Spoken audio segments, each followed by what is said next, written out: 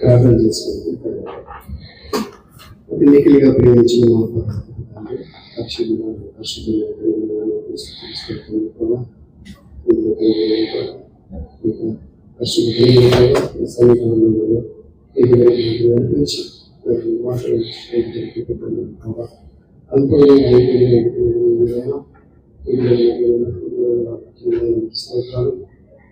నా మాటలు నాకు మాట్లాడి వీళ్ళని బలపరచని దుష్టశక్తిని బలపరచని యేసు పరిశుద్ధంగా పెట్టుకుంటున్నాను. అందరికీ వెళ్ళాలండి. తెలియజేస్తున్నాను.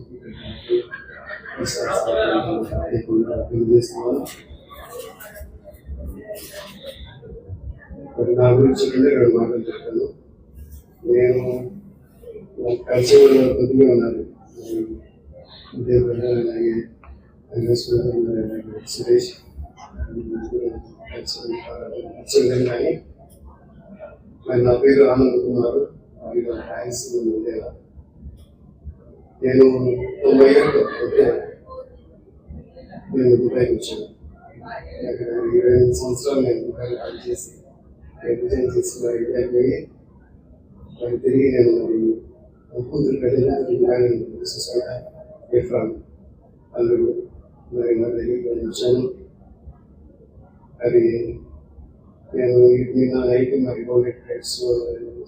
సురేష్ గారికి ఫోన్ చేస్తే మరి నేను కూర్చోని విషయం మాట్లాడి సరే నేను ఎక్స్పెక్ట్ చేయలేదు మరి ఈరోజు నేను మాట్లాడతానని. అది దేవుడి చిత్తం. మరి దేవుడు ఎవరితో ఇప్పుడు ఏ విధంగా మాట్లాడతాను మనకి తెలియదు. కానీ నేను ఒక ప్రసంగికుని కాదు, నాకైతే బాగా తెలిసిన వారు ఇక్కడ ఉన్నారు. వయసు పెద్దవాడైనా కానీ అనుభవం వాళ్ళు కానీ వాళ్ళు గొప్పవారి కాదు. ఎందుకంటే దేవుడు ఇచ్చిన కొద్దిగా నాకు జ్ఞానం బట్టి మీరు ఇక్కడ మాటలు పంచుకోవాలని ఆశతో నేను చెప్తున్నాను. సాధారణంగా మనిషి పుట్టితే చాలా మంది సంతోషపడతారు. అదే మనిషి ఇక్కడ చనిపోతే చాలా అనుమానాలు వస్తాయి. చనిపోయిన వ్యక్తి ఎలా చనిపోయాడు, ఎందుకు చనిపోయాడు, అసలు ఈ వయసులో చనిపోవాల్సిన. కొంతమంది అయితే మరణాలు చాలా రకాలు ఉంటాయి. కొంతమంది వయసులో చనిపోతారు, కొంతమంది రోగం వల్ల, కొంతమంది యాక్సిడెంట్ వల్ల రకరకాలుగా చనిపోతారు. చనిపోయినప్పుడు ఆ చనిపోయిన వెంటనే మనిషికి ఆలోచన వస్తాను, టైంలో ఈ వయసులో చనిపోయాడా, ఎందుకు చనిపోయాడు, మరి ఇంత స్థితిలో ఏ పాపం చేశాడో, మరి దూరంగా చనిపోయాడు అనేది ఎవరు చాలా మంది చేస్తారు. కానీ మనుషులు నానా విధాలుగా ఆలోచిస్తారేమో కానీ దేవుని విషయంలో అయితే మనం కొన్ని విషయాలు మనం ఆలోచిస్తామండి. ఇప్పుడు సపోజ్ ప్రవీణ్ పగడాల గారు ఆయన చనిపోయాడు.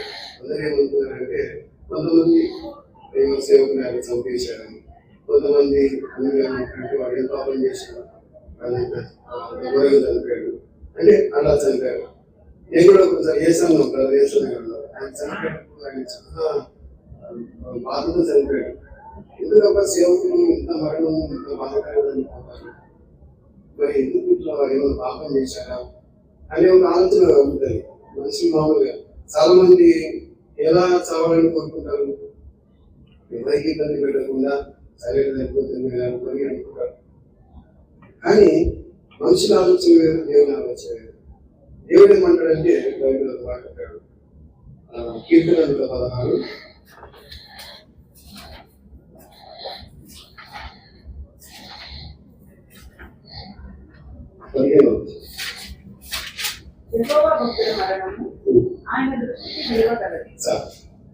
యెహోవా భక్తుల మరణము ఆయన దృష్టికి విలువైనదంట. అంటే ఆయన మరణము విలువైనదని దేవుని వాక్యంలో శ్రమిస్తాడు. మనిషి ఏమంటే చనిపోతే నానా రకాలుగా ఆలోచిస్తాడు. కానీ భక్తుల మరణం విలువైనది. ఎందుకు విలువైనది భక్తుల మరణం? మరి భక్తుల మరణం అంటే ఆయన మరణము విలువైనదంట. పౌరులు ఏమంటాడంటే బ్రతుకుగా తీస్తే అంటే మరణం అనేది మనిషిని ఆలోచింపజేస్తుంది, దేవుడు మాత్రం విలువైనది అంటున్నాడు. మరి విలువైన విషయంలో మనం ఆలోచించినట్టయితే మనం విలువైనది ఎందుకు మనము అన్నిసార్లు ఇప్పుడు సామెతలు 7:9 సార్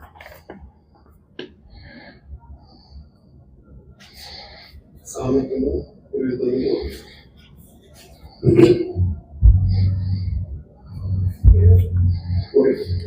ఎన్నిసార్లు గర్జించినను లోబడని వాడు మరి తిరుగు లేకుండా హఠాత్తుగా నాశనం.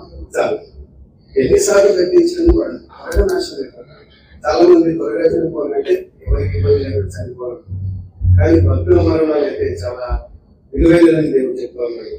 మరి విలువైన విషయంలో మనము అనుకుని ఇతర వ్యక్తుల గురించి నేను ఇప్పుడు తెలియపరిచి నేను వినిపిస్తున్నాను. అలాగే మరి ఆయన మరణం అంటే ఆ భక్తుల మరణం అనేది ఎట్లా విలువైనది మనకు నేను ఒక విషయాలు చెప్తాను. అపోస్తుల కార్యము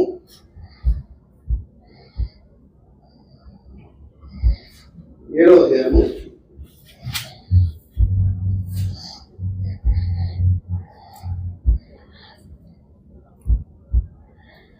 57 నుంచి ఉంటుంది. అప్పుడు వారు పెద్ద కేకలు వేసి చెవులు మూసుకుని ఏకముగా అతని మీద పడి పట్టణపు వెలుపలి అతన్ని వెళ్ళగొట్టి రాళ్ళు నుండి చంపిరి.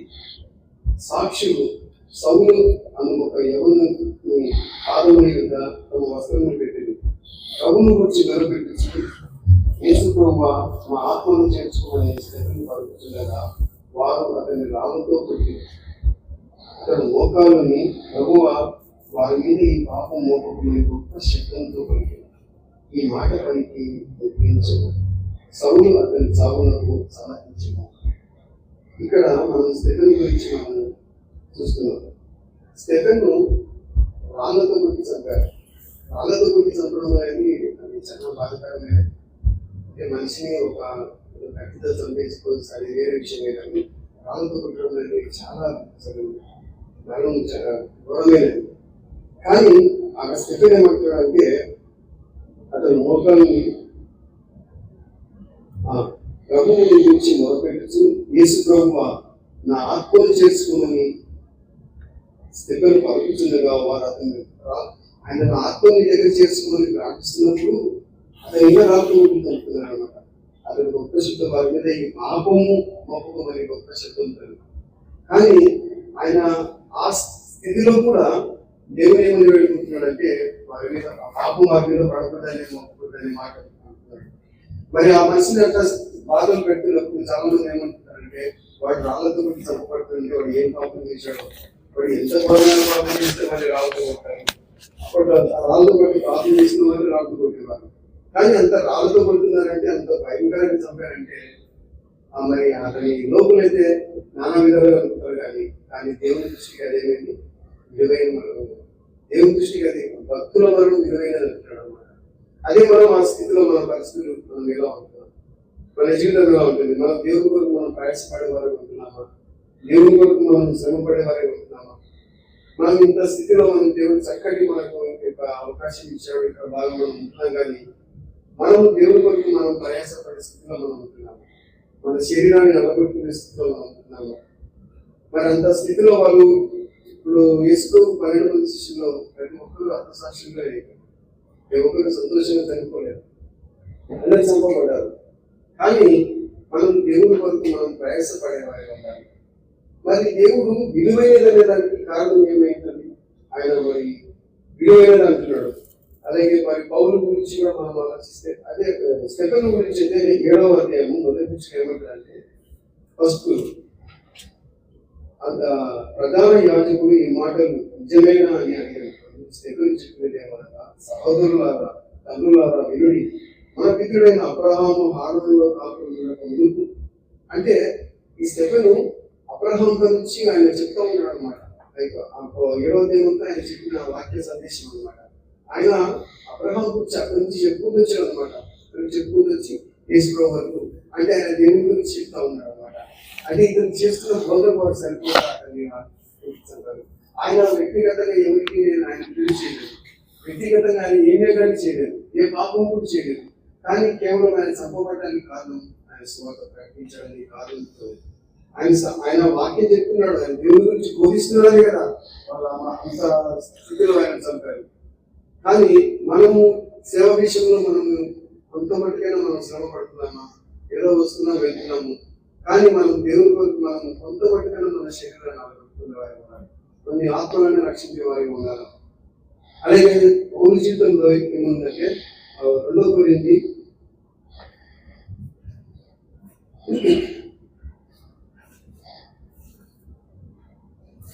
11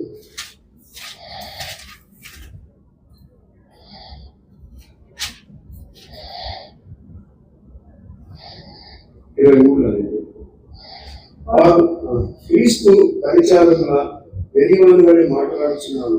నేను మరి ఎక్కువగా క్రీస్తు పరిచారకులు మరి విశేషంగా ప్రయాసపడితే మరి అనేక పర్యాయములు చెరసాలలో ఉంటుంది, అపరిమితముగా దెబ్బలు తింటిని, అనేక మారులు ప్రాణాపాయంలో ఉంటుంది, యూదుల చేత 5 మారులు దెబ్బలు తింటిని, 3 మారు బెత్తములతో కొట్టబడి తిని, ఒకసారి రాళ్లతో కొట్టబడి తిని, 3 మారు ఓడ పగిలి శ్రమ పడితిని, ఒక రాత్రి మరుగులు సముద్రంలో గడిపి తిని, అనేక పర్యాయములు ప్రయాణంలోను దొంగల వలనను ఆపదలలోను నా స్వజీవుల వలనైనను ఆపదల్లోను అన్యజనుల వలనైన ఆపదల్లోను పట్టణంలో ఆపదల్లోను అరణ్యంలో ఆపదల్లోను సముద్రంలో ఆపదల్లోను కపట సహోదరుల వలన ఆపదలను తిరిగి ప్రయాసంతోనూ కష్టంతోనూ తరచు జాగ్రత్తతోనూ ఆకలితోనూ తరచు ఉపవాసంతోనూ చలితోనూ దిగంబరతోనూ ఉంటుంది. ఇంకా చెప్పవలసిన అనేకములు ఉన్నాయి. చూడు పౌలు ఎంత సేవ చేశాడంటే ఆయన శ్రమ పడ్డాడు. దిగంబరం అంటే ఆయన బట్టలేని స్థితిలో ఉన్నాడని తెలియపరుస్తాడు. అంటే బట్టలేతాడు కదా, ఆయనకున్న ఒకే బట్టలు ఉందా ఆయన ఉత్తేసుకోవాలంటే సముద్రం కాక దిగంబరం జీవితం జీవించాడు. ఎంత కష్టపడ్డాడు. అదే సౌలం పట్టాడు, బ్రతుకులు చేసే చావైతే. కానీ మరి పౌలు అంత కష్టపడ్డాడు, ఎన్నో దెబ్బలు తిన్నాడు, ఎన్నో కష్టాలు పడ్డాడు. ఆయన జాగరణలు చేశాడు, ఉపవాసాలు ఉన్నాడు. అన్నం లేని పరిస్థితుల్లో ఉపవాసం లేదు, ఆకలితో ఉండడం లేదు. అన్నం లేని పరిస్థితులు ఆకలితో ఉండదు, ఉపవాసం అయితే ఉపవాసం లేదు. కానీ అంత స్థితిలో మరి పౌలు మరి దేవుని కొరకు జీవించాడు. మరి దేవుని కొరకు జీవించి వాళ్ళు చనిపోయినారు. మరి దాని కొరకు మరి భక్తులు మరి విలువైన విషయానికి మరి ఒకసారి మనం మాట్లాడడం జరుగుతున్నామని. ఇప్పుడు విలువైనదంటే ఒక విలువైన వస్తువు మనం ఏం చేస్తాం, భద్రంగా దాచిపెడతాం. ఇప్పుడు ముఖ్య శుభాలింగారు ఆయన భార్య ఒక హ్యాండ్ పర్స్ కానీ చాలా 50,000 5 లక్షలు 10 లక్షలు అంటే అంత విలువైనది. వాళ్ళ మొబైల్స్ కానీ చాలా విలువైనవి మనం ఎక్కడ పెట్టి దాచుకుంటాం, భద్రంగా దాచుకుంటాం. అంటే విలువైన దానికి మనం అంత ప్రాధాన్యత ఇస్తాం, విలువ కలిగిన దానికి. మరి విలువ విషయంలో మరి అంత మనం ప్రాధాన్యతిస్తున్నప్పుడు మరి మనం జీవితంలో విలువైన ఎందుకు దేవుడు మనము భక్తులు మనం విలువైనది అంటున్నాడంటే మనం 3 పేతులు 1:19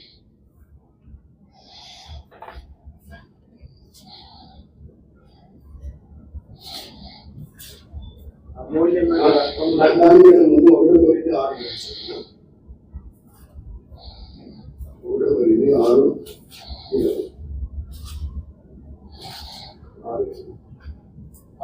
మీరు మీ సొత్తు కాదు, విలువ పెట్టి కొనబడిన వారు కనుక మీ దేశంలో దేవుని నమ్మకాలి. ఇక్కడ విలువ పెట్టి కొన్నవారు కాబట్టి మనం విలువైన వారు. విలువ పెట్టి కొన్నవారు అంటే ఏంటి? ఆయన రక్తంతో మనం విలువ పెట్టుకున్నాడు. మనం కొనబడ్డవారు, మనం దేవుని రక్తంతో కొనబడ్డవారు కాబట్టి మనం విలువైన వారం. మనం విలువైన వారం కాబట్టి మనం మరణం కూడా విలువైన. ఆయన రక్తంతో మనం కొన్నాడు కాబట్టి, ఆయన స్వార్థం ఇచ్చి ఆయన పరిశుద్ధమైన రక్తంతో మనం కొన్నాడు కాబట్టి మనం విలువైన వారం. అందుకు మన యొక్క మరణం విలువైనది. ఆయన రక్తంలో కొనబడ్డ వారం కాబట్టి మనం విలువైన జీవితం జీవించే వారికి ఉండాలి. ఇప్పుడు ఎగ్జాంపుల్ మరి దేవుడు మనం శిక్షిస్తారు, పాటిస్తారంటే సపోజ్ మన పిల్లలు మన కొడుకు కానీ ఎవరైనా కానీ రోడ్డు వైపు సిగరెట్ కాకుండా కొంచెం తండ్రి బాధపడతారు కదా, అది శిక్షిస్తారు. మరి ఆ అబ్బాయి ఎంతమంది సిగరెట్ తాగేవారు ఉంటారు, ఆ కొడుకు వైపే చూస్తాడు. ఆ కొడుకు సిగరెట్ తాగుతాడంటే వాళ్ళ అబ్బాయిని కొడుకునే పట్టుకుని అంటాడు, ఎందుకు సిగరెట్ తాగుతున్నారు. అట్లున్న వాళ్ళందరూ తన్నట్టు కదా, కారణం అతని కొడుకు కాబట్టి అతను శిక్షిస్తాడు, వేరే వాళ్ళకి అవసరం లేదు. అలాగే మనం కూడా ఈ లోకంలో ఏదైనా మనం తప్పు చేసినా తండ్రిగా దేవుడు మనం శిక్షిస్తాడు. మనము మరి ఆ శిక్షకు మనము తట్టుకోలేకపోతాం. మరి దేవుడు ఈ లోకపు తండ్రి అంతా శిక్షిస్తాడంటే మనం ఒకరోజు కాదు, ఒక్కసారి కాదు, 2 సార్లు మనం ఎన్నో తప్పిదాలు చేస్తున్నాం. మరి తప్పిదాలు చేసినప్పుడు మనం శిక్షిస్తారు కూడా తప్పనిసరిగా శిక్షిస్తారు దేవుడు. మరి మరి ఆ శిక్షకు మనం పాత్రలు అంటే దేవుడు విలువ పెట్టి కొన్నాడు కాబట్టి దేవుడు మన విషయంలో మనకు సేవకులుగా విశ్వాసంగా ప్రతి ఒక్కరిని ఆయన శిక్షిస్తాడు. ఎందుకు? ఆయన కొన్నాడు కాబట్టి, స్వరక్తం ఇచ్చి కొన్నాడు కాబట్టి. ఆయన విలువైన రక్తం, అమూల్యమైన రక్తం, అదే మాట అంటాడు అనమాట. 1 Petrus 1:19 ఏమంటాడంటే అమూల్యమైన రక్తం చేత అనగా నిర్దోషమును నిష్కళంకమునకు గొర్రెపిల్ల వంటి క్రీస్తు రక్తం చేత విమోచింపబడినని మీరు ఎరుగుదురు కదా. మనం ఆయన అమూల్యమైన రక్తం, ఆయన పరిశుద్ధమైన రక్తం, అటువంటి రక్తంతో మనం కొన్నవారు కాబట్టి మనం విలువైన వారంగా ఉంటున్నాం. అందుకే అంటున్నాడు అనమాట, మనం విలువైన వారు కాబట్టి. అందుకే మనం మరణం కూడా విలువైనది.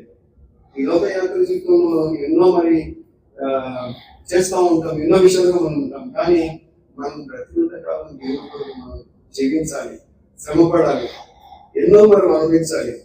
అలాగే మరి నేను కూడా కొన్ని నార్మల్ కొన్ని చెప్తాను.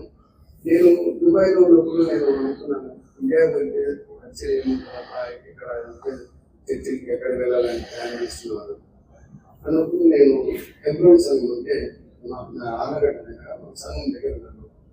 సరే ఇక్కడ ఆనందం లేదు కాబట్టి అక్కడికి వెళ్ళాను. అక్కడికి వెళ్ళినప్పుడు ఆ సంవత్సరం ఒకసారి వాళ్ళు బీహార్ టూర్ వేస్తారు, బీహార్ పరిచయం చేస్తారు. సరే వాళ్ళతో పాటు వెళ్దాం అనుకుని నేను ప్రయాణం అయినాను. అది చాలా 2 రోజుల ప్రయాణం. హైదరాబాద్ నుంచి బీహార్ వెళ్ళాలంటే కాశీ దాటిపోవాలి. కాశీ నుంచి మళ్ళీ 4 hours చేయాలి. నేను ట్రైన్ ఎక్కి కూర్చున్నాను. ఫస్ట్ టైం బాగుంటుంది. వాళ్ళు ఇక్కడ ఆదివారం మనం ఆరాధిస్తున్నాం, ఇతరులు పరిపాలన కాబట్టి వెళ్ళినప్పుడు ట్రైన్ ఎక్కిన స్టార్టింగ్ హైదరాబాద్ నుంచి స్టార్ట్ అయ్యారు. ఈ కాశీకి పోయి వాళ్ళంతా రామారాం అనుకుంటా వాళ్ళు భజనలు చేసుకుంటా వాళ్ళు ఒక ఆనందంలో ఉన్నారు. మేము ఎక్కి మేము దేవుని పాటలు మేము పాడుతున్నాం. ఆడ కొంచెం డిస్టర్బ్ అయింది. వాళ్ళ నుంచి మీరు డిస్టెన్స్ అని మీరు ఇట్లా ప్రశ్న చేస్తా ఉన్నారు. అంటే వాళ్ళ సైడ్ పెట్టము ఎవరైతే 2-3 ఉన్నాం. అంటే అక్కడ కొంచెం ఆలోచించారు, ఎందుకబ్బా ఇట్లా అక్కడ అన్నారు. చూడు మనం దేవుని గురించి బహిరంగ చెప్పలేని పరిస్థితి అయిపోయింది అక్కడ. అంటే అంతవరకు ఎక్కువ ఉన్నారనమాట. సరే నేను క్రిస్టియన్స్ అని చెప్పాను. అక్కడి నుంచి నేను అంటే నా అనుభవం చెప్తున్నాను అనమాట. అక్కడి నుంచి నేను బీహార్కి వెళ్ళాను. బీహార్లో పరిస్థితి ఎట్లుంటుంది తప్ప మరి బీహార్లో ఏమన్నా దేవుని సేవ చేయడానికి బయటికి పరిస్థితి అన్ని ఆశయం చేయాలి. ప్రతి చోట అక్కడ అందరూ గుర్తు పెట్టుకొని బయట స్వార్థ చేసేదానికి చాలా కష్టం. అక్కడ పెద్దలు అంటే మా సంఘ కాబట్టి సొంత డబ్బులు ఖర్చు పెట్టుకొని బీహార్లో వెళ్ళి అక్కడ అంతా విలేజ్ అనమాట.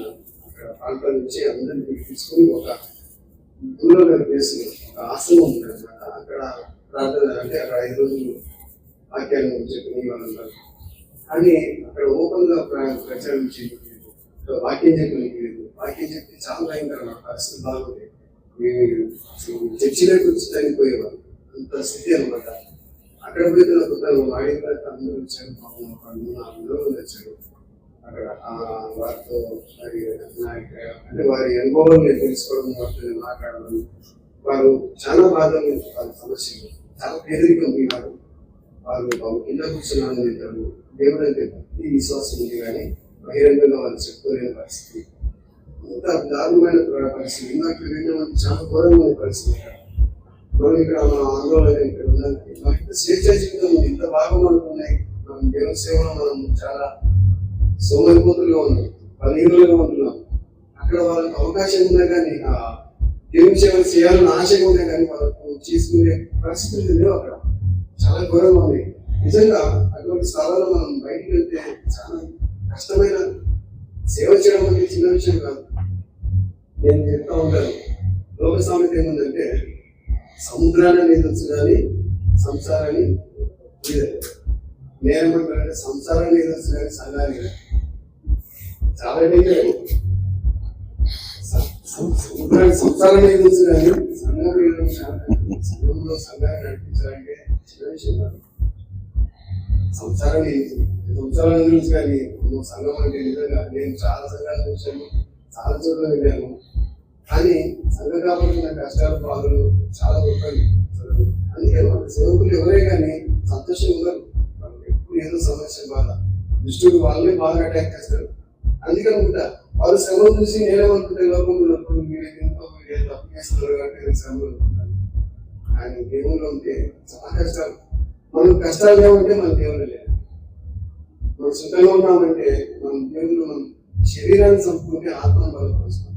ఆత్మను బలపరచాలంటే శరీరాన్ని చంపుకోవాలి. మనం ఈ లోకం ఉంటున్నాం కానీ మనం కొన్ని ఆత్మలు దేవుని స్వార్థంగా మనము వచ్చి ఈరోజు ఆదివారం వచ్చాము, వాక్యం విన్నాము. అది కాదు. దేవుడు ఏమంటే సర్వలోకాన్ని మీరు సృష్టి స్వార్థ ప్రకటించి అందరికి శిష్యులే చేయండి. మనకు ఆత్మ రక్షించాలని ఒక తపన ఆశ ఉండాలి. అంటే ఆశ కలిగి ఉంటే ఆశలో తృప్తిపరిచే ఉంటాను. మన జీవితంలో ఆశ ఉండాలి. నేను ఏదైనా చేయాలి, దేవుడితో ఏదైనా చేయాలి. మీరు ఆశ కలిగి ఉంటే చాలు, నేను మీరు ఎక్కడికి నడిపిస్తాడు. మరి దేవుడు మనకు గొప్ప జీవితం. అని నా జీవితంలో నేను చాలా కష్టాలు పడ్డాను, చాలా ఇబ్బందులు పడ్డాను. మరి నేను దుబాయ్కి వచ్చిన కొత్తలో అసలు ఏమీ పరిచయం అనేది కాదు. కానీ దేవుడు నన్ను మంచి పాత్రగా వాడుకుంటున్నాడు. నేను దేవుడి కొరకు నేను ఫస్ట్ నా సొంతంగా నేను ఆలోచించేవాడిని. నేను, నా భార్య, నా పిల్లలు, నా కుటుంబం. నా పరిచయం గారు సురేష్ గారు, ఉదయ్ గారు చూశారు. మరి నేను నాతో పాటు వాళ్ళ ప్రయాణం. సురేష్ గారు అయితే 15 సంవత్సరాలు నాతో పాటు ఉన్నారు. కానీ నేను పరిచయంలో నేను చాలా చేశాను. ఎందుకు చేశానంటే మొదట నా నీతిని, నా రాజ్యాన్ని కావాలని చేస్తాను. మనము మన అవసరం గురించి మనం దేవుని వెతుకుతున్నాము కానీ మన ఆయన గురించి మనం ఆలోచించలేదు. ఎప్పుడైతే నేను ఆ యొక్క మంచి ఆలోచన దేవుని ఆయన నా నీతిని ఆరాధన వెతుకోమన్నాడు కదా, అప్పుడైతే నేను వెంటబడ్డాను. దేవుడు నాకు ప్రతి అవసరంతో తీర్చాడు. ప్రతి అక్కర్లు ప్రతిదీ నన్ను ఎంతవరకు అంటే నేను ఏ స్థితిలో ఉన్నాను ఏ స్థితికి తీసుకెళ్ళాలంటే ఒక దుబాయ్ రాజు పక్కలో కూర్చునే స్థాయికి నన్ను తీసుకెళ్ళాడు. నేను నా కూతురు దుబాయ్ రాజు పక్కలో కూర్చున్నాను. నాకు చిన్న విషయం కాదు. నన్ను దుబాయ్లో యూఏఈలో నేను బెస్ట్ ఎంప్లాయీగా నన్ను 2020 సెలెక్ట్ చేశాను. నేను ఆ రాజు పక్కలో కూర్చున్నప్పుడు నా కూతురు నేను మాట్లాడాను. ఈ లోకంలో ఈ రాజు దగ్గర ఉన్నప్పుడు ఎంత ఘనత ఉంటే అలోకం ఎట్లా నమ్మాలి అంటే నీకు అంతగా నేను అంటే నేను గర్వంగా చెప్పుకుంటాను. ఆల్రెడీ శక్తితో కాదు. ఒక రాజుగా ఉండాలంటే చిన్న విషయం కాదు. ఆయన ఏది తింటున్నాడు అదే నేను తిన్నాను. ఆయన రావడానికి సమయం పడుతుందంటే ఆయన కోరుకుంటుంది సైడ్ పెట్టాడు చేతిలో. రాజుతో అంటే అంత ఘనత ఆయన రాజుతో ఆయన తినే విషయాలు కూడా దేవుడు నేను తినడానికి అంటే అన్ని దేవుడు రాజు కూడా కూర్చునే పెట్టాలనే మాట నాకు వాక్యం. మనము దేవుని కొరకు ప్రయాసపడాలి, దేవుని కొరకు జీవించాలి.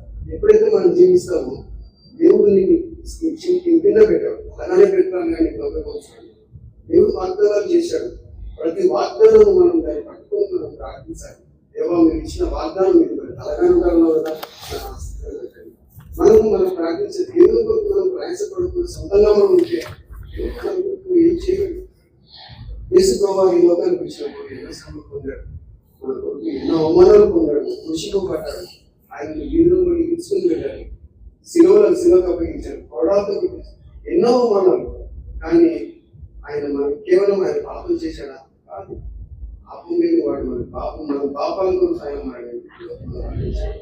మనలో అంత మరి వేరే వాళ్ళైతే యేసు కొంతమంది ఈ యొక్క 19 మంది ఏమంటే యేసు ఆయనను ఎంత ఏ పాపం చేశాడు పుట్టారనే మాటలు మాట్లాడుతున్నారు. కానీ మనకు తెలుసు ఆయన ఏ పాపం చేయలేదని. మన జీవితంలో మనం అందుకే దేవుడు అంటున్నాడు తప్పులో మనం విలువైనదని. అటువంటి శ్రమలో మనం చనిపోయినప్పుడు మనం విలువైన వాడు. లోకం అయితే వాడు ఏ పాపం చేశాడు అంటాడు, కానీ దేవుని దృష్టిలో చాలా విలువలేదు. మనం విలువగలిగిన వారు అంటే ఈ లోకంలో మనకి ఏం సంపాదిస్తున్నాం మనం ఏం కాదు. ఈ లోకంలో మనం సంపాదిస్తున్నది ఇక్కడ వదిలిపెట్టి వెళ్ళాల్సిందే. మన సంపాదన ఆత్మలేదు. దేవుడు మనకు పైకి వెళ్తే మనం అంటాడు ఏం చేసావు నా కొడుకు ఆత్మ అంటే అది మనకు అక్కడ ఆస్తి, అది మనకు అక్కడ మనకు దేవుడు మనకి ఇచ్చే బహుమానాన్ని. మనం ఆ బహుమానాల గురించి మనము ప్రయాసపడాలి. కానీ ఎంత మటుకు వాడడం రావడం వెళ్ళడం అనేది అది ఎంత మటుకు సమంజసం, ఎంత మటుకు మనం అది న్యాయం చేస్తున్నాం దేవుడు. మనం దేవుని కొరకు మనం ప్రయాసపడుతున్నామా, మనం దేవుని కొరకు విలువైన వారిగా ఉంటున్నామా? అటువంటి విలువైన వారి అంటే విలువైన సామాన్లు చాలా జాగ్రత్తగా పెట్టుకుంటాం. మరి చాలా మనం అర్థం అటువంటి మన యొక్క శరీరం మన ఆత్మ చాలా విలువైన దేవుడు మనం వెలిపెట్టుకున్నారు. కాబట్టి మనం విలువైన వారి వ్యక్తుల్లో ఈ లోకంలో జీవించాలా. ఏదైనా పాపం చేస్తే దేవుడు అంతా బాధపడతాడు. మన పిల్లలు ఏదో పాపం చేస్తే మనం అంతా బాధపడతాం. కొంతమంది తల్లిదండ్రులు అంటాడు వీళ్ళు నాకు పుట్టకపోయినా బాగుంది, కానీ మన దేవుడు మనకు అనేక రకాలు, కానీ మనం ప్రేమిస్తాను ఉన్నాడు. మనం ఎన్ని తప్పులు చేసినా ఎన్ని మనం చేసినా కానీ దేవుడు మనం క్షమించే దేవుడు ఉంటున్నాడు. మనం విలువైన వారు కాబట్టి ఆ ఫిబ్రవరి 12 మాట ఉంటుంది.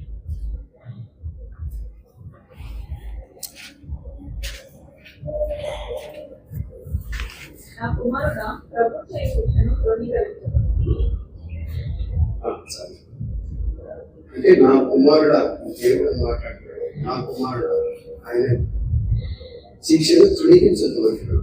మనం శిక్షకు మన పాత్రలే, మన శిక్షకు మన పాత్రలు. ఎందుకు మనం ప్రతి దినం ఏదో విధంగా మనం దేవుని దృష్టిలో మనం పాత్ర చేస్తూనే ఉన్నాం. కానీ మనం శిక్షకు పాత్రలే, కానీ తృణీకరించదు, మనం దేవుడిని స్వీకరించదు. ఒకవేళ శ్రమ వచ్చిందా, దేవతలు ఎందుకు నాకు శ్రమ,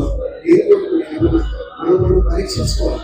మన జీవితంలో ఒకసారి మనం పరీక్షించుకోవాలి. ఏ విషయంలో నేను చాలా మంది అంటారు శిక్షకు పాత్ర నాకే కావాలి, నాకే సమస్య కావాలి.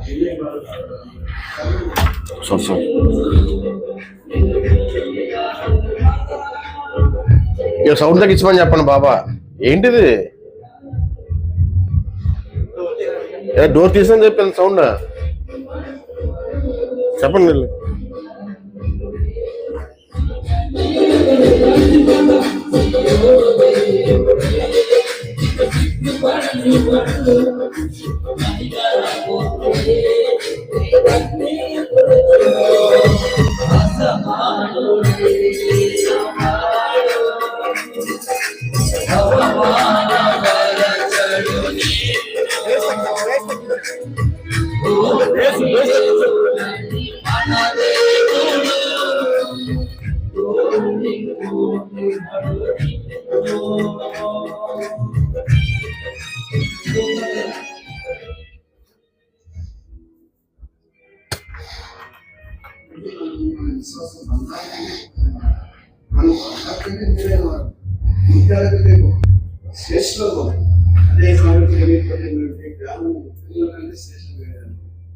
మన జీవితంలో కూడా మనం విలువైన వారం కాబట్టి విలువైన జీవితం జీవించే వారికి ఉండాలి. మనం విలువెట్టి ఉన్నవారం కాబట్టి మన జీవితంలో కూడా విలువైన జీవితాన్ని మనం జీవించే వారికి ఉండాలి. అందుకే మన పౌరులు ఎన్నో సమస్యలు, ఎన్నో కష్టాలు పడ్డాడు. పౌరుల గురించి మనం ఆలోచించినట్లయితే చాలా బాధ కష్టాలు పడ్డాడు. మనము అసలు వస్తున్న దేశంలో బాగుంటున్నాం, కానీ హక్కులు ఎన్నో ఉన్నాయి. ఇక్కడ మనము ఒక వ్యక్తిని మనము దేవుని సన్నిధిలో నడిపించేవారు. మనం కేవలంగా మనం పరీక్షించుకోవాలి. ఆత్మలను దేవుని సన్నిధిలో నడిపిస్తున్నావా, నువ్వు నడిపించంటే రక్షింపబడ్డావా లేదో దేవుడు చూసుకుంటాడు. చెప్పుట నీ పని, సాయం చేయడం. మనం ఎంత పడుతుందా చెప్పేవారు కూడా ఒక ఆత్మను దేవుని సన్నిధిలో నడిపించండి. అది దేవుడి దృష్టికి విలువలేదు. అదే దేవుడు కోరుకుంటున్నాడు. దేవుడు మనం చేయి కొట్టడం లేదు, దేవుడు మన ధనాగాలు కొట్టడం లేదు, మన ఆస్తులు కొట్టడం లేదు. అది ఏది మన జీవితాన్ని కోరుతున్నాడు. అలాగే నేను కొన్ని ఆత్మలు దేవుడు కోరుకుంటున్నాడు. మనం ఈనాడు కొన్ని స్థితిలో మనకి దేవుని అలా సంఘాన్ని కూడా మనం పూర్తి చేసేవారి ఉండాలి. మనం అంత ప్రయాసపడే వారి ఉండాలి. మనం ఆ ప్రయాస సౌలు ఒక మాట అంటాడు. సొలొమోను జీవితంలో ఎంత అనుభవించాడు. ఆయన అనుభవించాడు ప్రపంచంలో ఆనందించాలి. ధనవంతుడు సౌలు ఆయన రాస్తాడు, సమస్తము వ్యర్థము వ్యర్థము వ్యర్థము. సొలొమోను మాట్లాడతాడు, సమస్తము వ్యర్థము. ఎన్ని అన్నా నాకు భార్య ఉంటాడు, ఆస్తులు ఉన్నాయి, ఆయన అసలు ఏది కోరుకోవాలని చేయగలడు. కానీ ఎంత చేసినా ఆయన ఏమంటే వ్యర్థము వ్యర్థము వ్యర్థము. కానీ ఈ లోకంలో సమస్తము వ్యర్థమే. కానీ వ్యర్థము అనేది ఒకటే ఉంటుంది, ఏదని ప్రభువు నీ ప్రయాస వ్యర్థం. అవును మాట్లాడాడు, ఆయన ఎన్నో ప్రయాసపడ్డాడు. అవును చాలా కష్టపడ్డాడు. ఏమంటే అంత వ్యర్థం పెట్టున్నాడు అనుభవించి. కానీ ఈయన శ్రమను దేవుని అనుభవించి వ్యర్థం కాని ఒకటి ప్రభువు నందు మీ ప్రయాస వ్యర్థం కాదు. మన జీవితంలో కూడా మనం దేవుని కొరకు ఏదైనా ప్రయాసపడ్డామా అది వ్యర్థం కాదు. దేవుని కొరకు మనం ఏదైనా సహాయం చేసామా అది వ్యర్థం కాదు. మనం దేవుని కొరకు ఏది చేసినా అది వ్యర్థం కాదు. అందుకే ప్రభువు నందు ప్రయాస వ్యర్థం కాదని ఉంది. కాబట్టి మనము ఆయన కొరకు ప్రయాసపడాలి, ఆయన కొరకు కష్టపడాలి. మన జీవితంలో ప్రతి ఒక్కరూ మనం నేర్చుకుందంటే లోకం వచ్చాము, రక్షింపబడ్డాను ప్రభు నీకు ఏమన్నది నాకు చేశాను అని మనం ప్రార్థించాలి ఉన్నారు నాకు కృప మనం దేవుడు ప్రవేశించాక నా గురించి మీరు ప్రార్థించండి నేను సేవకుడికి సులభంగా కానీ నేను ఆశీర్వదిస్తున్నాను సేవలో ప్రార్థించండి.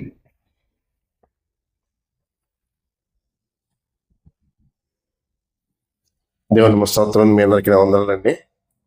గతించిన ఆదివారం నుంచి దేవుడు ఆయన రెక్కల కింద మన కాచుకొని వారంలో ఆయన యొక్క మందిరం రావడానికి అవకాశం ఇచ్చాడండి. వందనాలు. ముఖ్యంగా ఆనంద్ గారు థ్యాంక్ యూ వెరీ మచ్ అండి. మీ మంచి మాటలు మాతో పంచుకున్నారు. Very good. సరే, సమయం లేదండి, ఫాస్ట్గా కొట్టేస్తాను. ఈ యొక్క పాత గ్రంథంలో గత 4-5 వారాలు బట్టి నేను మొత్తం అన్ని చెప్పి ఉన్నాను. రాజులను కానీ మన యొక్క పుట్టుక ఎలా జరిగింది, నోవాహు, యోబు, అన్ని మ్యాక్సిమాన్ని కవర్ చేశాను. అయితే ఒక ఇంపార్టెంట్ ఒక వస్తువు గురించి చెప్దాం అనుకున్నాను ఇప్పుడు. అదేమిటంటే దేవునితో సమానమైన ఒక వస్తువు ఒకటి ఉంది. పాత ఐడియా ఉందండి.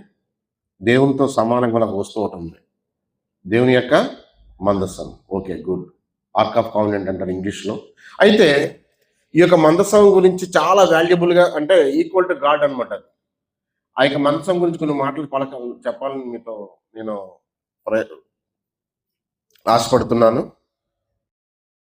అయితే ముఖ్యంగా ఈ యొక్క మందసం అనేది ఎక్కడ తయారైంది, ఎప్పుడు దాని తర్వాత జర్నీ ఎలా చేశారు, అది ఎక్కడ దాచబడింది, ఆ యొక్క మందిరానికి, ఆ యొక్క దేవునికి, ఈ యొక్క మందసానికి ఒక డిఫరెంట్ యొక్క సాపత్యం నేను వివరించాలనుకుంటున్నాను. అయితే మందసం చెప్పే ముందు ఒక విషయం చెప్తాను అనుకుంటున్నాను. బైబిల్ గ్రంథాన్ని మొట్టమొదటిగా జాన్ మోటన్ ప్రింట్ చేశారు కదండి. ఏ భాషలో ప్రింట్ చేసిన ఐడియా ఉందా?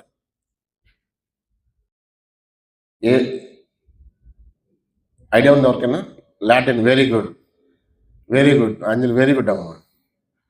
అయితే లాటిన్ భాషలో దాన్ని ఫస్ట్ ప్రింట్ చేశారు. అయితే అది ఇంగ్లీష్లో తర్జుమా చేయాలని, అట్ ద సేమ్ టైం అనేక భాషల్లో, ప్రపంచంలో ప్రతి ఒక్క భాషలో తర్జుమా చేయాలని ఒక వ్యక్తులు చాలా మంది అగ్నికి ఆహుతి అయిపోయారు. ఓకేనండి, అగ్నికి ఆహుతి అయిపోయారు. అయితే వాళ్ళ యొక్క ప్రార్థన బట్టి ఇంగ్లీష్లో తర్జుమా చేయబడింది. ప్రజెంట్ టైం మన భాషలో కూడా తర్జుమా చేయబడింది. ప్రపంచంలో ఉన్న చాలా వరకు భాషలో బైబిల్ తర్జుమా చేయబడింది. ఏదైనా కార్యం ఉంటే అది దేవుడికి సంబంధించిన కార్యాన్ని దేవుడే చూసుకుంటాడు, కానీ మనం దాంట్లో మధ్యలో వెళ్ళకూడదు. ఒక ఫర్ ఎగ్జాంపుల్ అన్ని నచ్చి మా కూర్చొని చర్చిలో నగలు పెట్టేసి అనుకోండి, అదే మన దేవుడికి సంబంధించిన మందిరం. అది మనం వెళ్ళి వాళ్ళతో గొడవ పడకూడదు. మనం యూట్యూబ్లో అట్లా కొంచెం వాదించకూడదు. అర్థమైందండి? ఏదైనా దేవునికి కార్యం ఉంటే దానికి దేవునికి మనం అప్పగించాలి. అయితే ఇప్పుడు మందసం గురించి ఈ యొక్క కొన్ని జరిగిన కార్యక్రమాల గురించి పంచుకుందాం అనుకున్నాను. అయితే ఇక మందసాన్ని ఎక్కడ స్టార్ట్ అయింది? ఫస్ట్ మందసం సీనాయి పర్వతం స్టార్ట్ అయింది. అయితే ఈ మందసాన్ని యొక్క ఎలా తయారు చేశారంటే ఒకసారి చూడండి. నిర్గమాకాండ 25వ అధ్యాయం 9వ వచనం నుంచి 20వ వచనం ఫాస్ట్ చదవండి.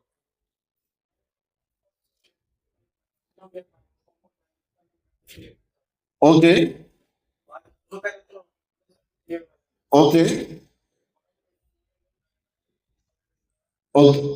ఫాస్ట్ చదవండి. ఎస్. తర్వాత మేలిమి బంగారము. ఓకే ఓకే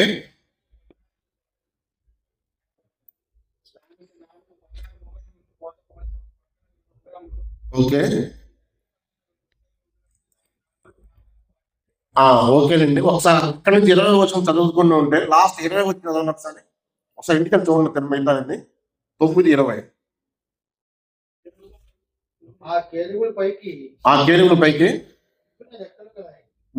రెక్కలు కదా కరుణాపీఠంను. ఓకే, ఒక్క నిమిషం ఉండండి. మీరు ఇంటికి వెళ్తారు ఈ యొక్క అధ్యాయం చదవండి. చాలా ఇంపార్టెంట్. ప్రతి ఒక్క క్రైస్తవుడు తెలుసుకోవాల్సిన విషయం ఇది. దేవుడి యొక్క మందసం గురించి కానీ, అది ఎక్కడ ఉంటుంది కానీ, దాని కొలతలు కానీ చాలా ఇంపార్టెంట్ అయిన పాయింట్. అయితే ఇక దేవుడి మందసాన్ని సీనాయి పర్వతం మీద దేవుడు ఆజ్ఞ ఇచ్చాడు. మోషే దాన్ని తయారు చేసిన తర్వాత ఈ యొక్క మందసాన్ని తయారు చేయడానికి 2 వ్యక్తుల్ని కేటాయించాడు. ఓకేనండి. మందసానికి కొలతలు ఏంటంటే చెప్పాడు దేవుడు. పొడవు 4.5 ఫీట్లు, తర్వాత ఎత్తు 2.5, వెడల్పు 2.5, దీని మీద కేరియబుల్ ఉండాలి, బంగారంతో చేయాలి, తొమ్మచెక్క తయారు చేయాలి, దానికి రింగ్స్ ఉండాలి, రింగ్స్ కి మన హ్యాండ్లింగ్ ఇలా పట్టుకోవాలని చెప్పి మొత్తం అన్ని చెప్పే ఉన్నాడు. అయితే ఈ యొక్క మందసం తయారు చేయడానికి ఇద్దరు వ్యక్తులు కేటాయించాడు. ఒకసారి చూడండి ఫాస్ట్ నిర్గమాకాండం 31 అధ్యాయము 2వ వచనం 6వ వచనం. నిర్గమాకాండం 31, 2, 6. యూదా గోత్రంలో బెసాలేలు ఓకే అవునండి. యూదా దేవుడి యొక్క 12 గోత్రాల్లో, ఇశ్రాయేలులోని 12 గోత్రాల్లో ఇద్దరు మనుషులు కేటాయించాడు మందసం తయారు చేయడానికి. ఒకటి యూదా గోత్రంలో బెసాలేలు, నెక్స్ట్ 6వ వచనం ఉంది దాని గోత్రంలోని అహీసాము. ఒక్క నిమిషం సరిపోయింది. యూదా గోత్రంలో అతని పేరేంటి? బెసాలేలు. దాని గోత్రంలో అహీసాం. అంటే యూదా మొత్తం 12 గోత్రాల్లో ఇతర గోత్రాల్లో ఆ యొక్క మందసాన్ని తయారు చేయడానికి దేవుడు వాడికి అవకాశం ఇచ్చాడు. అయితే మందసం తయారు చేసిన తర్వాత మందసం యొక్క పొడవు వెడల్పు ఎంతండి? ఫీట్లు చెప్పండి. 4.5, 2.5, 2.5. ఓకేనండి. తుమ్మ చెక్కతో చేయాలి, తర్వాత బంగారు యొక్క దాని యొక్క పోత పోయాలి. అయితే ఈ యొక్క మందసాన్ని ఎక్కడ పెట్టాలి? ఓకేనండి. ఇక మందసం ఒకసారి వినండి.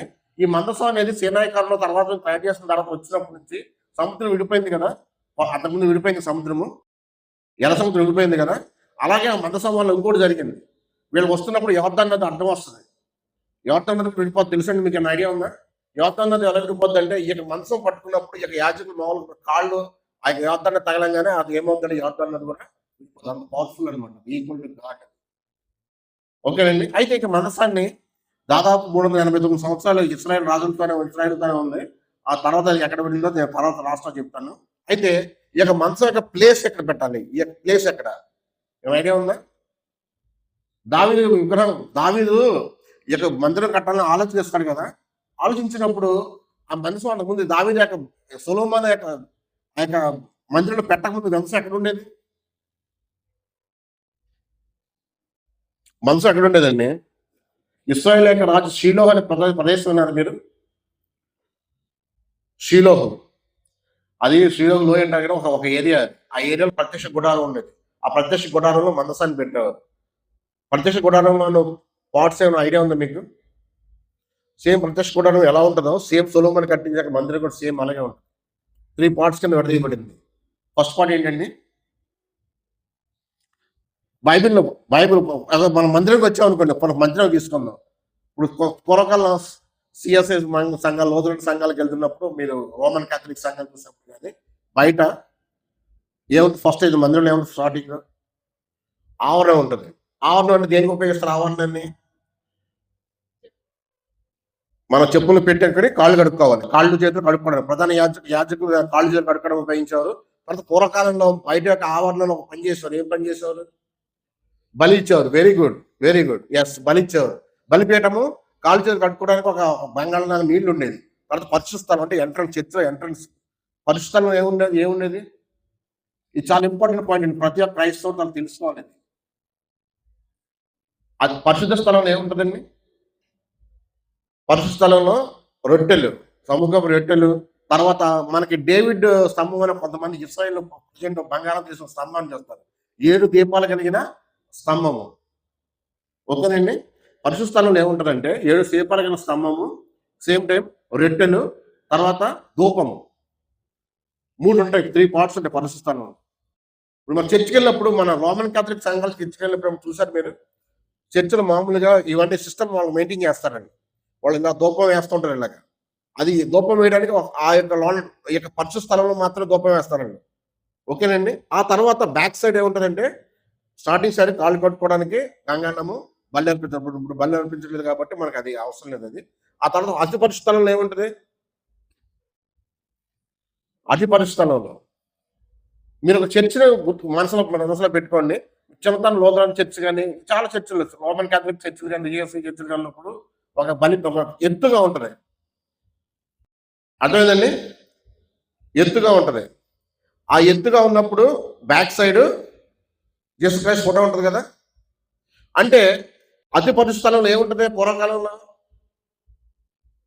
మందసం అండి. పరిశుద్ధ స్థలం, ఆవరణము, పరిశుద్ధ స్థలము, అతి పరిశుద్ధ స్థలం. అరుసు పరిశుద్ధ స్థలంలో ప్రజెంట్ మన చర్చిలో దేవుని ఆరాధిస్తున్నాము. పూర్వకాలం ఏముండేది? మధ్యలో తెరండి మందసం ఉండేది. ఓకేనండి. ప్రధాన యాజకుడు సంవత్సరం ఒకసారి మాత్రమే వెళ్ళేవాడు. చాలా ఇంపార్టెంట్ గుర్తుపెట్టుకోండి ఇది. ఏప్రిల్ గ్రంథము 9వ అధ్యాయం, ఏప్రిల్ 9, ఏప్రిల్ 9, 4, 5, 6 చాలా ఫాస్ట్ చదవండి ఎవరైనా. ఏప్రిల్ 9వ అధ్యాయము 4వ వచనం, 5వ వచనం, 6వ వచనం, 7వ వచనం చదవండి. అందులో సువర్ణ తుపాకీయు బంగారు రేకులతో తాపబడిన నిబంధన మందసమును ఉండెను.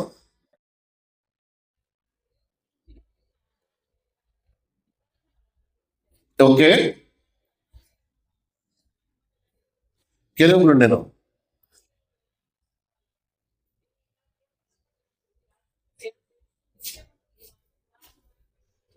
వెళుతుంది కానీ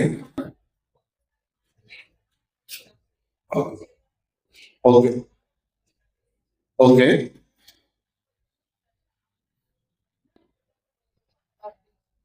ఓకే అండి, ఓకే అండి, ఒకసారి ఉండండి. అతి పరిశుద్ధ స్థలంలో ఏముండేదండి? మందసం ఉండేది. ఈ మందసాన్ని ఓకేనా, ఈ మందసాన్ని దర్శించడానికి సంవత్సరం ఒకసారే ప్రధాన యాజకుల్లో ప్రధాన యాజకుడు, అర్థమైందండి? ప్రధాన యాజకుడు. మరి చర్చిలోకి వెళ్తున్నప్పుడు కొంతమంది బ్రదర్స్ ఉంటారు, ఫాదర్స్ ఉంటారు. ఈ బ్రదర్స్ అంటే కొంత 20 years ఎక్స్పీరియన్స్ ఉంటే బ్రదర్స్ అంటారు. ఫాదర్స్ అంటే ఇంకా బాగా ఇయర్స్ ఎక్కువ ఉంటే వాళ్ళు ఫాదర్స్ అంటారు. ఓకేనండి. ఆ ఫాదర్ అన్నట్టు హెడ్ ఉంటాడు ఒక ఆయన. ఈ యొక్క ప్రధాన యాజకుడు అంటే వీళ్ళందరికన్నా హెడ్ అనమాట. ఆ హెడ్ డిపార్ట్మెంట్ సంవత్సరానికి ఒక్కసారే ఆ యొక్క బలి అర్పించంటే రక్తానికి మామూలుగా మనం చేసిన యొక్క పాపాలకు కానీ సంవత్సరం దేవుని ప్రే చేశాడు అనమాట. ఆ ప్రే చేయడం ఈ యొక్క తెర అవతలకి వెళ్ళి ఆ మందసాన్ని దగ్గరికి వెళ్ళి వచ్చేవాడు. అయితే మీకు తెలుసో లేదో ఎలా వెళ్ళేవాడు? ప్రధాన యాజకుడు లోనకి గంటలు కట్టుకుని వెళ్ళేవాడు. తెలుసు కదండి మీకు? గంటలు కట్టుకుని వెళ్ళేవాడు. ఇది అక్కడ రాయబడలేదు, మామూలు వేరే పాత్ర రాయబడింది. ఈ గంటలు కట్టుకున్నప్పుడు ఏంటంటే ఆ గంటలు మామూలు మనిషి నడుస్తున్నప్పుడు సౌండ్ వస్తుంది కదా. సౌండ్ వచ్చినప్పుడు ఒకవేళ అతను ప్రేయర్ చేసి వెనక్కి వచ్చేసేవాడు. ఒకవేళ గంట మోగలేదు అనుకోండి, అది అతను ఒక అర్పణ అనేది అది రాంగ్ అయితే ఏమయ్యేది? అతను చనిపోయాడు. అతను చాలా చాలా కేర్ఫుల్గా ఉండేది అనమాట అది. ఓకేనండి. అయితే ఈ యొక్క మందసం ఇంత వాల్యుబుల్ మందసాన్ని మన ఇశ్రాయేలీయులు అనవసరంగా కొన్ని సందర్భాల్లో దాన్ని మిస్యూజ్ చేశారనమాట. అయితే ఆ యొక్క మిస్యూజ్ చేసిన ఎక్కడ ఫాస్ట్గా చెప్పేస్తాను చూడండి ఒకసారి. ఒక యుద్ధానికి వెళ్ళినప్పుడు ఇశ్రాయేలు ఈ యొక్క ఫిలిస్తీన్లు యుద్ధం చేసినప్పుడు ఏమవుతుంది? యుద్ధంలో ఓడిపోతారు వాళ్ళు. ఓడిపోయినప్పుడు ఈ యొక్క ప్రధాన మొత్తం మన ఏలీ ఐడియా ఉందిగా మీకు? ఓకేనండి. న్యాయాధిపతులు లాస్ట్ అనమాట అది. ప్రధాన యాజకుడు ఏలీ. అయితే ఈ ఏలీ టైంలో జరిగింది ఇది మొత్తం ఈ సంఘటన అంతా. ఏమవుతుందంటే ఇలా యుద్ధానికి వెళ్ళినప్పుడు యుద్ధం ఓడిపోవడం రెడీ అయిపోతున్నప్పుడు దేవుని యొక్క మందసాన్ని మందం ఉంటే ఖచ్చితంగా మనం విన్నవతం అని చెప్పి మానవ రీతిగా వాళ్ళు ఆలోచించి ఏం చేశారు? ఈ మందసాన్ని అక్కడ చూడండి ఒకసారి. దేవుని యొక్క మందసం బయటికి ఎలా వచ్చింది? అక్కడ బయటికి వెళ్ళడం పాసిబిలిటీ కాదు కదా. అక్కడ ఎవరో ప్రధాన యాజకుడు ఏలీ కుమారులే దాన్ని బయట తీసుకొస్తారు. అక్కడ దేవుని యొక్క సంప్రదించడం లేవు, దేవుని అడగరు కూడా. అయితే ఈ మందసాన్ని ఏం చేస్తారు? ఇక బ్యాటిల్ ఫీల్డ్లో పెడతారు. అక్కడ పెట్టినప్పుడు ఏమవుద్ది? వాళ్ళ ఉద్దేశం ఏంటి? మనం గెలుస్తామని అనుకుంటారు వాళ్ళు. కానీ దేవుని ఆజ్ఞ లేకుండా మాది మందసం ఉండాలి, లేకపోతే దేవుని ఆజ్ఞ అంటే ఉండాలి కదా, దేవుని యొక్క ఉద్దేశం ఉండాలి కదా. అయితే వాళ్ళు గెలుస్తారు, ఓడిపోతారు. చూడండి ఒకసారి. 1 సమూయేలు 4 చూడండి ఒకసారి. 1 సమూయేలు గ్రంథం 4వ అధ్యాయం 4వ వచనం ఫాస్ట్ చదవండి.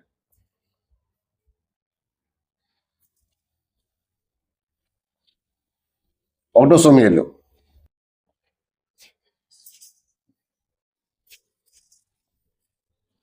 4వ అధ్యాయం 4వ వచనం. కాబట్టి జనులు షీలోహునకు okay okay okay okay okay ఏం చేస్తారంటే ఒక నిమిషం ఉండండి. నిబంధన మందసాన్ని వాళ్ళు షీలోకుని తెప్పించారు. షీలోకని ఐడియా ఉందండి మీకు ఎవరికైనా? ఆధ్యాత్మిక క్యాపిటల్ దీన్ని. షీలోహన్ ఒక ప్రదేశం అది. అప్పుడు ఇశ్రాయేల్ అందరూ ఈ యొక్క న్యాయాధిపతుల టైం దాని యొక్క రాజధానిగా భావించేవారు వాళ్ళు. ఓకేనండి. అయితే ఆధ్యాత్మిక రాజధాని అంటారు దాన్ని. అయితే ఇక మందసాన్ని బ్యాట్లో తీసుకొచ్చారు. బ్యాట్లు తీసుకొచ్చిన తర్వాత వీళ్ళు యుద్ధం చేశారు. యుద్ధం చేసిన తర్వాత అక్కడ యెహోవా మందసం ఏమైందో నేను చెప్పను. 11 వచ్చిన చదవండి. 11 వచ్చిన ఫాస్ట్ చదవండి.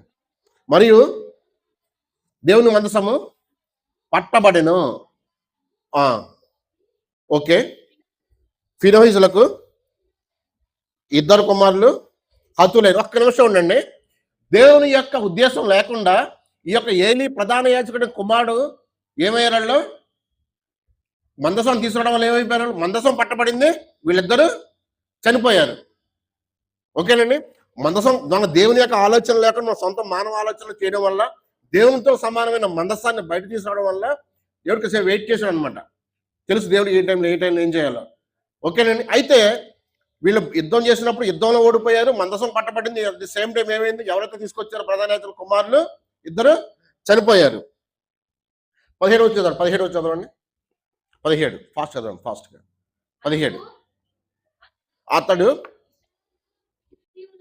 ఫిలిస్తీన్లందరిని నిలువేక పారిపోయేరి, జనులు అనేకులు హతులయ్యేరి.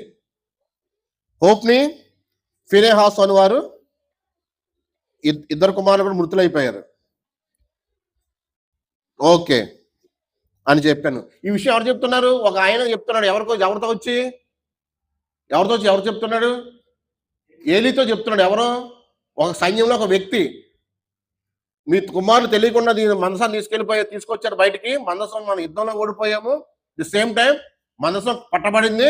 ఎట్ ది సేమ్ టైం మీ 2 కుమారులు చనిపోయారు. అయితే ఈ ఏలీ చాలా బహువృద్ధుడు అనమాట. ఆయన కంటి కూడా సరి కనిపించవు ఆయనకి. కానీ దేవుని సేవకుడే కదా, ప్రధాన యాజకుడే కదా.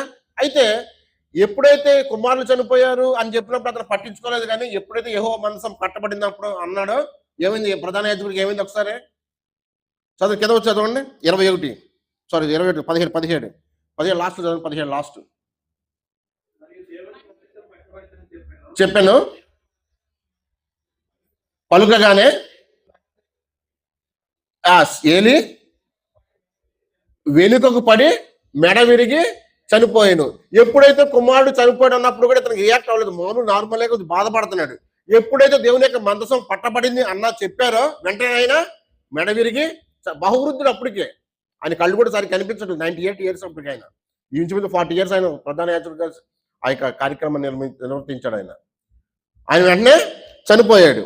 అయితే అది 21 సేమ్ చాప్టర్ 21. దేవుని మందసము సంగతిని తన మామయ్య పెరిమిటి చనిపోయిన సంగతిని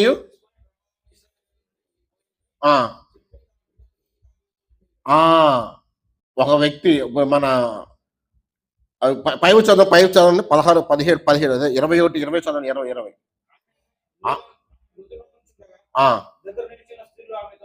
ఓకే. భయపడవద్దు, కుమారుని కంటివన్నారు. అప్పటికి ఆవిడ చనిపోయింది. చనిపోయిన తర్వాత ఏమైంది? నీ మామగారు చనిపోయాడు, దేవుని యొక్క మందసము పట్టబడింది. మందసం పట్టబడింది అని చెప్పంగానే తను ఏమైంది? తన కుమారుకి ఏకాబోతు అని పేరు పెట్టి తను కూడా చనిపోయింది. ఏకాబోతు అంటే అర్థం ఏంటి? దానికి ప్రభావం పోయింది. మొత్తం ఇశ్రాయేల్లో దేశంలో ప్రభావం మొత్తము వెళ్ళిపోయింది అనమాట. ఏమైంది? ప్రభావం అంతా వెళ్ళిపోయింది. ఎప్పుడైతే దేవుని యొక్క మందసం పట్టబడిందో, ఓకేనండి, అందరికి ఏమైపోయిందంటే ఇక మనం బ్రతకం. దేవుడు మనం శపిస్తాడు. ఎట్ ద సేమ్ టైం మన నుంచి విజయం వెళ్ళి డైరెక్ట్ దేవుడే మన వాళ్ళు చూసి దేవుడే కదా మందసం అంటే వెళ్ళిపోయిందని ఏమనుకున్న వాళ్ళు అందరూ ఏం చేసుకున్నారు? ఇంకా అర్థమై మందసం మన నుంచి వెళ్ళిపోయింది అనుకున్నారు. అయితే మందసం వెళ్ళిపోయి ఎక్కడ పెట్టారు మందసాన్ని? ఫిలిస్తీన్లు 5వ అధ్యాయము 3వ వచనం 4వ చదవండి. 5వ అధ్యాయం 3వ వచనం 4. మరనాడు లేవగా ఒక్కసారి ఇది మీకు చాలా మంది తెలిసే ఉంటుంది, కానీ చాలా ఇంపార్టెంట్ పాయింట్ తెలుసుకోండి. ఇది దేవుని యొక్క మందసాన్ని దాగోను దేవత దగ్గర పెడితే ఏమైంది? నైట్ పెట్టేసి తెల్లవారు వచ్చినప్పుడు ఏమైంది? ఒకసారి చదవండి క్లియర్గా. అయితే మరనాడు లేవగా యెహోవా మందసము ఏమైందంటే దాగోని యొక్క దేవత యొక్క విగ్రహం ఏమైందంటే రెండు చేతులు విడిపోయి తల కూడా విడిపోయి కింద పడిపోతుంది. అలా చాలాసార్లు జరుగుద్ది. జరిగిన తర్వాత ఈ యొక్క ఫిలిస్తీన్ల యొక్క మందిరాలు 2-3 సార్లు తిప్పుతూ ఉంటారు అనమాట. తిప్పినప్పుడు లాస్ట్కి ఏం అర్థం అవుతుందంటే ఇక మన దగ్గర కష్టం ఇది, మందసాన్ని ఇక్కడ పెట్టుకుంటే మనకు ప్రమాదం. అప్పుడు ఏమవుతుందంటే ఆ కింద వచ్చిన చదవండి, ఇంటికి చదవండి, వీళ్ళకి ప్రజలకు ఏమవుతుందంటే బొప్పలు వస్తాయి, కొంతమంది హతులు అయిపోతారు, వీళ్ళకి కొన్ని వ్యాధులు వస్తాయన్నమాట.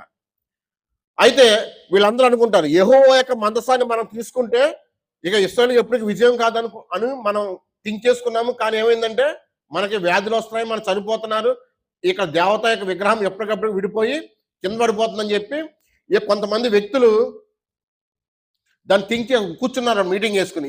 ఏమనుకున్నారు మీటింగ్ వేసుకుని? ఫైనల్ రిజల్ట్ ఏంటి వాళ్ళదే? 5:11-12 చదవండి. 5:11-12. కాగా జనులు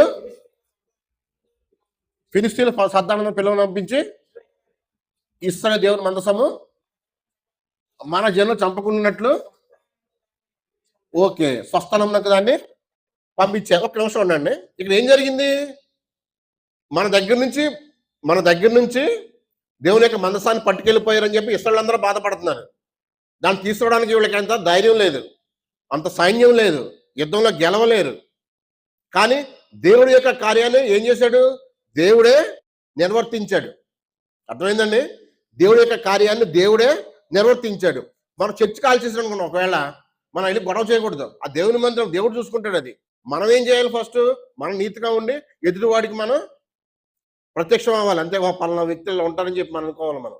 అయితే ఇక దేవుడి కార్యాన్ని దేవుడు నెరవేర్చుకుని అక్కడ ఎప్పుడైతే విగ్రహాలు పడిపోయి వ్యాధులు చనిపోతున్నారు వాళ్ళందరికీ ఏమైనా కన్ఫర్మ్ అయిపోయింది ఏంటంటే ఈ మందసం వల్ల మనకి ఇలా జరుగుతుందని చెప్పి మందసం మన దగ్గర వద్దు అని డిసిషన్ తీసుకున్నారు. చదవండి, కింద వచ్చి చదవండి, 7వ అధ్యాయం చదవండి, 6వ అధ్యాయము 7వ చదవండి.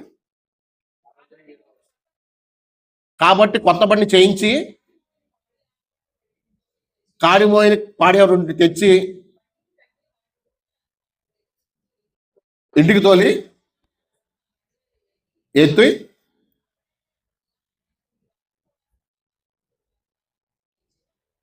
దాని చిన్నపెట్టెలో ఉంచి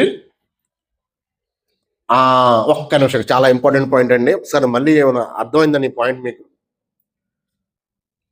బండి మీద పెడతాం, బండి మీద మందసాన్ని పెడతాం. మందసం పెట్టిన తర్వాత వాళ్ళు ఏంటంటే ఆచారం కదా, వాళ్ళ విగ్రహాల ఆచారాల ప్రకారం కొన్ని గోల్డ్ బొప్పలు లాంటి గోల్డ్ పెడతాం. దానిలో ఎలుకలు కూడా పెడతారు, పందికొక్కులు లాంటి బంగారు విగ్రహాలు చేసి మందసం పక్కనే పెడతారు వాళ్ళు. పెట్టినప్పుడు ఈ బండి ఎవరు నడపాలి? చదవండి ఒకసారి, చదవండి, మళ్ళీ చదవనది.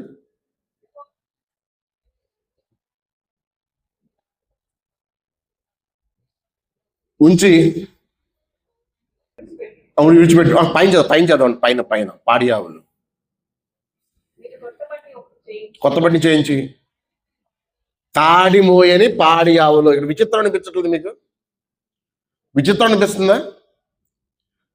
కాడి మోయని పాడి ఆవులు. బండి ఏం వస్తుంది మామూలుగా యాక్చువల్గా? చిన్నప్పుడు నేను ఆవులు ఎప్పుడైనా బండి కట్టడం చూసారు మీరు ఎప్పుడైనా? ఆవులు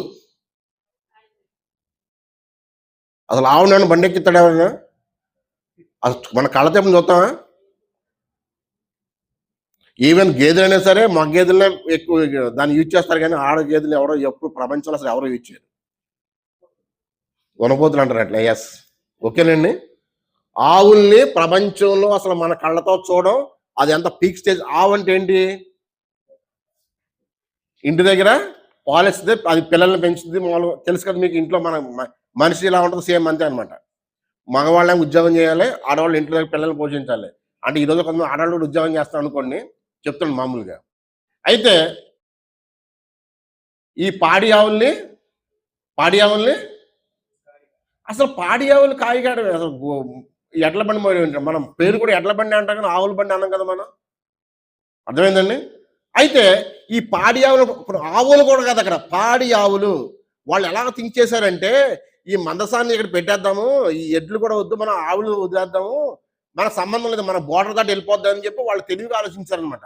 ఎవరు మళ్ళీ ఇప్పుడు యాక్చువల్గా ఏం చేయాలి? ఆవులు మోసిన ఉండాలి కదా, ఎవరొకరు ఉండాలి కదా, వెళ్ళి తీసుకెళ్ళాలి కదా. వాళ్ళ యొక్క విచిత్రమైన ప్లాన్ ఇదంతా. మన సంబంధం ఉండకూడదు, అక్కడికి కూడా వెళ్ళకూడదు. వాళ్ళు ప్లాన్ చేసుకునేలాగా ఏమని?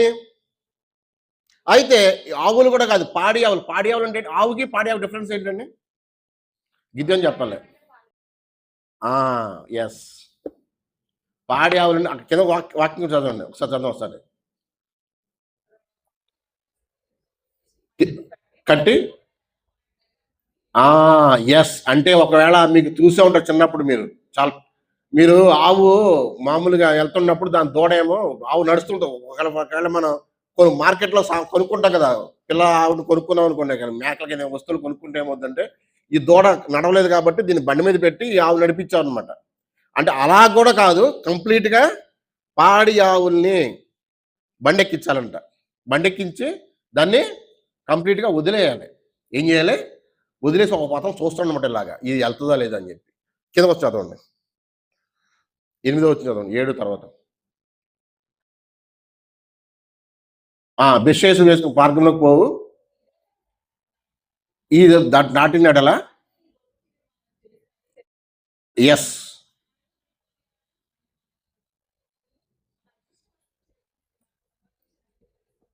ఓకే. తొలి తెచ్చి బండి కట్టి వాటితో ఇంట్లో పెట్టి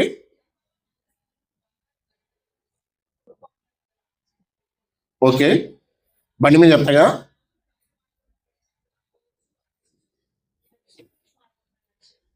ఒక్కసారి ఒక్క వచ్చిన మళ్ళీ చదవండి. ఆ ఆవులు చక్కగా పోవచ్చు అరచుచు, చక్కగా పోవచ్చు అరచుచు. యాక్చువల్గా మన దూడ పక్కన ఆవులు మనకి లాగి పెట్టాం అనుకోండి, గావు ఏం చేస్తుంది? 100 సార్లు అరుచుద్ది. అక్కడ దూడ అరుచుద్ది, ఇక్కడ ఆవు అరుచుద్ది. అయితే అసలు ఎప్పుడు బండి మోయిన ఆవును తీసుకొచ్చి బండి మోయిస్తే అసలు మామూలుగా అసలు అది పెట్టతారు కదా, మెడ మీద పెడతారు కదా, పెట్టేస్తుంది దాని ఆవు అసలు. అయితే వీళ్ళు తెలివితేటలు చూడండి. దేవుని మందసం వెళ్ళకూడదు, ఏదో అయిపోవాలి, మన సంబంధం ఉండకూడదు, ఇస్రాయేల్ జీవితంలో మళ్ళీ గెలవకూడదు, మనకి సంబంధం ఉండకూడదు. చిత్రంగా ఆలోచించారు కదా చాలా తెలివితేటలుగా. బండి మోయిన పాడి ఆవులు తీసుకొచ్చి ఆవు మోయించిన తర్వాత ఒకవేళ ఇది కంప్లీట్గా మనం వెళ్ళిపోతే ఏం ప్రాబ్లం ఉండదు మనకి, ఓకేనండి. అయితే ఎక్కడ చూస్తున్నా ఏం చేస్తుందంటే ఇది నవ్వుతూ చక్కగా అరుచుచు ఆవులు చక్కగా వెళ్ళిపోయినాయి అనమాట. ఎక్కడికి? ఇస్రాయేల్ బెత్షెబా తోట ఏరియాలోకి వెళ్ళిపోయి కరెక్ట్గా ఒక తోటలో ఆగుతాయి అనమాట ఇవి, ఓకేనండి. అయితే ఇక్కడ తెలుసుకోవాల్సిన విషయం ఏంటంటే దేవుడు పని దేవుడు చేస్తాడు, ఓకేనండి. మన పని మనం చేద్దాం. అయితే ఇశ్రాయేలు చుట్టుపక్కల అమాలేకులు, ఫిలిస్తీన్లు, ఇక ఐగుప్తులు అందరూ ఉన్నారు కదా, వీళ్ళందరూ ఒక మాదిరిగా ఉండాలి ఆ రోజులు. కానీ ఎవరో మాదిరిగా లేరు, వీళ్ళే విగ్రహారాధన చేస్తున్నారు, వీళ్ళే అన్ని బలు అర్పిస్తున్నారు కదా. అయితే వీళ్ళ చుట్టుపక్కల ఏం మారుతారు? మనం ఇప్పుడు క్రైస్తవులు మీరు చెప్పకూడదు కానీ ఈ పాయింట్ మీరు చెప్తున్నాను. చిన్నతనంలో చర్చికి వచ్చాడు అనమాట, అంటే మామూలుగా బయట చెప్పుకున్నాను అనమాట. ఇదివరకు సారాయి దుకాణం ఉండేవి కదా, ప్రభు సారాయి దుకాణం ఉండే కదా, ఇప్పుడు ఎక్కడ ఊరి చివరు ఉన్నాయి అనమాట. ఒక ఆయన చర్చికి వచ్చి ఆయన అక్కడ తాగుతున్నాడు అనమాట. మా తెలిసిన చుట్టాలు ఆయన వచ్చి, అయ్యి బాబోయ్ ఆయన చర్చికి వెళ్తాడండి అని వింతగా చెప్పుకున్నాడు. ఒకప్పుడు ఎప్పుడు చిన్నతనంలో నేను చర్చికి వెళ్తాడండి, అక్కడ కూర్చుని మందుతో కొడతాడు అని చెప్పుకున్నారు విచిత్రంగా. ఒకప్పుడు ఇలా చెప్పుకున్నారు. చర్చికి వెళ్ళే వాళ్ళకి అబద్ధం ఆడరో మందు కొట్టరో వీళ్ళు ఏం చేయరని చెప్పి ఒక నమ్మకం ఉండేది. ఈ రోజుల్లో అయితే ఆ నమ్మకం ఏమైంది? సడలించిపోయింది. మనం దేవుని యొక్క కార్యక్రమాన్ని దేవుడు చేసుకుంటాడు, మన కార్యక్రమాన్ని మనం చేయాలి. మనం ఎవరి మీద దూషించకూడదు, కానీ మనం ఒకరికి మాదిరిగా ఉండాలి. ఈ యొక్క మందసాన్ని ఆటోమేటిక్గా దేవుడే ఇక్కడికి ఆటోమేటిక్ ఆవు అయినా సరే అది దాన్ని తీసుకొచ్చిన ప్లేస్లో తీసుకొచ్చేసింది అది. ఆ తర్వాత టైం ఉన్నప్పుడు నెక్స్ట్ పార్ట్ అంతా చెప్తానండి, ఓకేనండి. దేవుడు యొక్క చిన్న వాక్యం దీవించుగాక.